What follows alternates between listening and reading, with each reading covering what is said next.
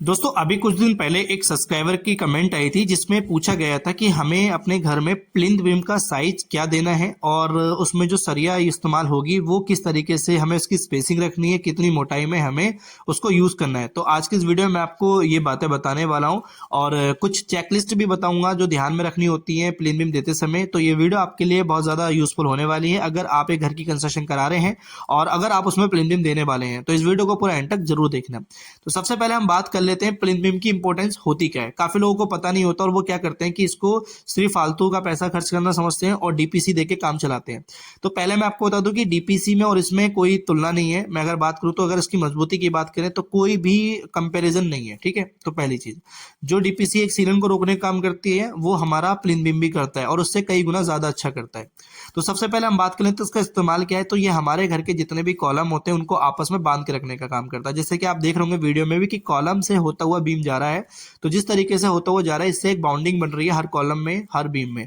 तो ये आप इससे समझ सकते हैं। दूसरा, जब आप किसी दीवार को बनाते हैं और वो दीवार हमारी डायरेक्टली जमीन पर रखी होती है और ऊपर तक हम ले जाते हैं बिना कोई सपोर्ट के, बीम के जो हमारा रहता है, तो सेटलमेंट होने की संभावना ज्यादा होती है। अगर मिट्टी बैठती है, जो कि ज्यादातर मिट्टी बैठती है एक नए घर में बनाते समय, तो वहां पे हमारी दीवारों में सेटलमेंट रहता है और आपको क्रैक्स देखने को मिलती हैं और वो क्रैक्स हमारे घर के लिए सही नहीं होती।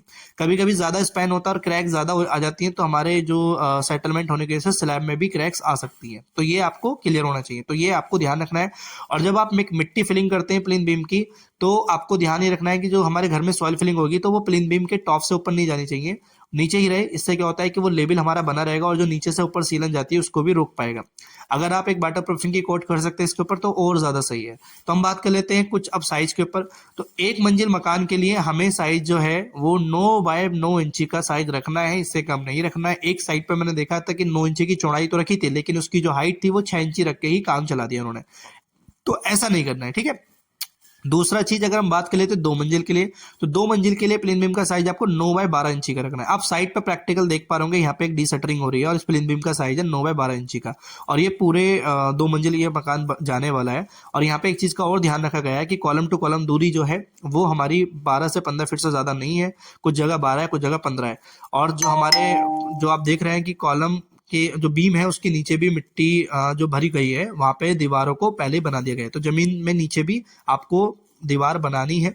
और सिर्फ बाहर की दीवारों पे बीम नहीं दिया गया, अंदर की साइड भी बीम आप देख रहे हैं वो भी दिया गया है। कुछ लोग क्या करते हैं, बाहरी दीवारों पे दे देते हैं और अंदरी जो दीवारें होती है, पार्टीशन होते हैं, वहां नहीं देते।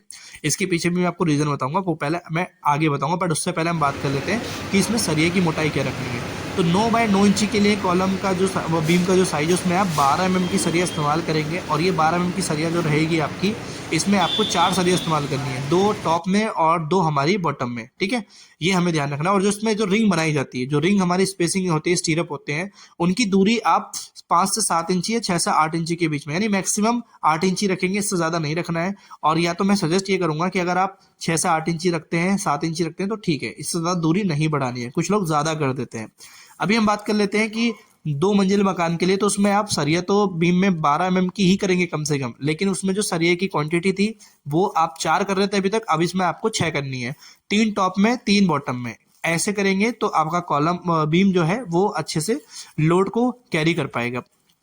तो यहाँ तक मैंने आपको बताया इसका साइज, मैंने आपको बता दिया। अभी थोड़ा मैं रेशियो की बात करें तो बीम के रेशियो को ध्यान में रखें कि जो M20 रेशियो इस्तेमाल करना है बीम की कास्टिंग करते समय, हमें ध्यान रखना है कि उसका M20 रेशियो, जिसमें हमारा 1 पार्ट हमारा सीमेंट होगा, 1.5 पार्ट हमारा बालू होगा और 3 पार्ट हमारा एग्रीगेट होगा, ठीक है। आप साथ में देख पाएंगे वीडियो में कि यहाँ पे जितने भी कॉलम है उसके नीचे बीम भी है और इंटरनली सारी जगह बीम जा रहा है।